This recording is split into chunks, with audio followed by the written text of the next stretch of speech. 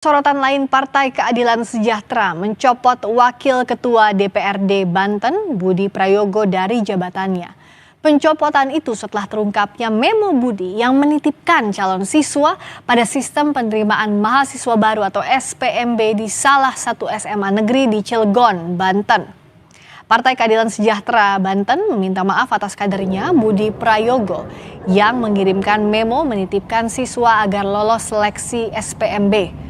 Ketua DPW PKS Banten, Gembong Sumedi, menyatakan partainya mengambil langkah tegas dengan memberikan sanksi terhadap kader-kader yang melakukan pelanggaran.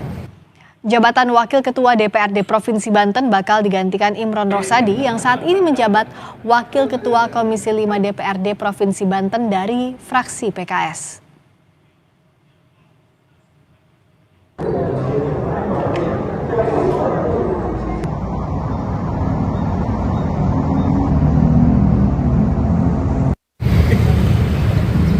Dilakukan maka fraksi PKS DPRD Provinsi Banten memutuskan untuk merolling jabatan pimpinan DPRD dan yang semula Pak Budi Prayogo digantikan oleh Bapak Imron Rosadi sebagai Wakil Ketua DPRD.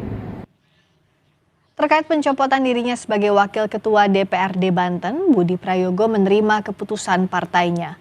Budi mengakui menulis memo tersebut dengan alasan meneruskan aspirasi dari warga dan ia sama sekali tidak mengintervensi keputusan seleksi SPMB di sekolah.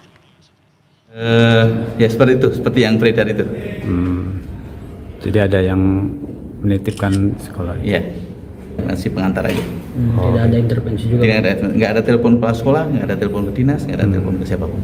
Murni permintaan masyarakatnya.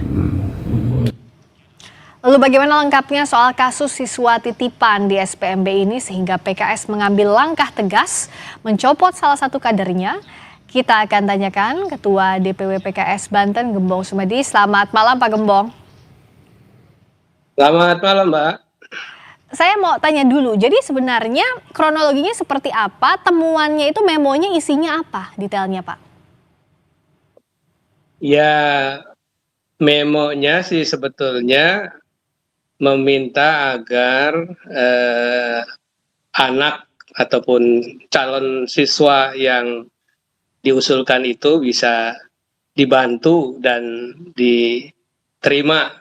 Kira-kira begitu saja. Isi memonya tidak terlalu banyak. Calon siswa itu siapanya Pak Budi? Menurut keterangan Pak Budi yang disampaikan ke saya bahwa calon siswa ini adalah tetangga dari stafnya.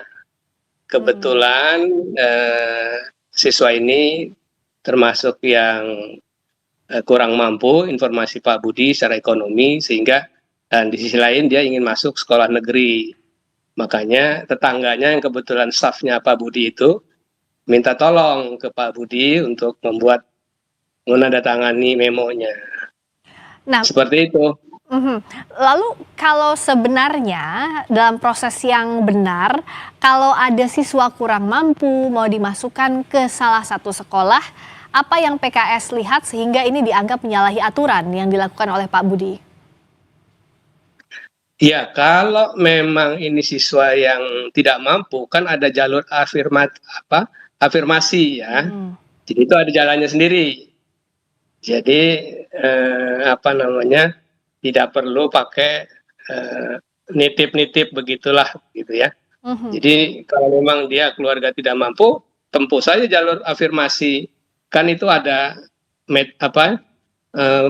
posisi afirmasi dibuka di situ. Ini kan jadi ramai memang karena tidak ada jalur rekomendasi begitu ya Pak Gembong ya, yang ada afirmasi kalaupun tidak mampu. Rekomendasi itu tidak ada sama sekali ya jalurnya? Tidak ada, dan jauh-jauh hari Pak Gubernur juga sampaikan bahwa dalam SPMB ini tidak boleh ada cawe-cawe dari siapapun begitu kan, tegas Pak Gubernur sampaikan. Dan kita sebagai partai pengusung Pak Gubernur tentunya juga menghormati kebijakan Pak Gubernur begitu. Sehingga ketika ada salah satu pejabat publik kita yang melakukan hal seperti itu, ya tentunya partai harus mengambil sikap yang tegas, kira-kira begitu, Mbak. Jadi bisakah dikatakan bahwa memang PKS Banten melihat memo yang dikirimkan Pak Budi dengan disertai seperti yang kita lihat di gambar ya, ada kartu namanya. Meskipun Pak Budi bilang itu bukan intervensi karena tidak nelfon kepala sekolahnya, tapi bisa dikatakan itu bentuk intervensi. Iya, itu menjadi salah satu bentuk intervensi. Biasanya kan kepala sekolah ketika melihat memo dari siapa, ada tanda tangan, ada stempel, wah ini seolah-olah kan resmi begitu ya. Jadi ya ini yang khawatir penilaiannya jadi tidak fair begitu. Oke, dan ada antisipasi ke depannya dari PKS atau apakah justru ada laporan-laporan lain selain titipan kasus yang akhirnya Pak Budi dicopot dari jabatannya atau laporan serupa yang diterima PKS Banten? Ya, artinya pencopotan ini sebagai antisipasi ya. Artinya kita sebagai partai tegas ya, untuk hal-hal yang seperti ini kita tidak mentolerir begitu. Gitu, Mbak. Ada imbauan lain atau ada penegasan yang disampaikan juga terhadap kader terhadap hal ini, Pak Gembong? Iya, saya pikir kasus Pak Budi yang viral ini cukup menjadi pelajaran buat semua pejabat publik dari PKS ya, agar jangan coba-coba melakukan hal-hal yang bertentangan dengan kaidah etika di masyarakat. Saya pikir itu. Ya, termasuk kalau bicara soal pendidikan jangan sampai ada jalur ordal ya, karena tidak ada jalur ordal atau rekomendasi, tapi dilakukan sesuai dengan prosedur yang ada agar adil bagi semua pihak. Terima kasih Pak Gembong. Oke, sama-sama. Terima kasih Pak Gembong Sumedi, Ketua DPW PKS Banten. Berikutnya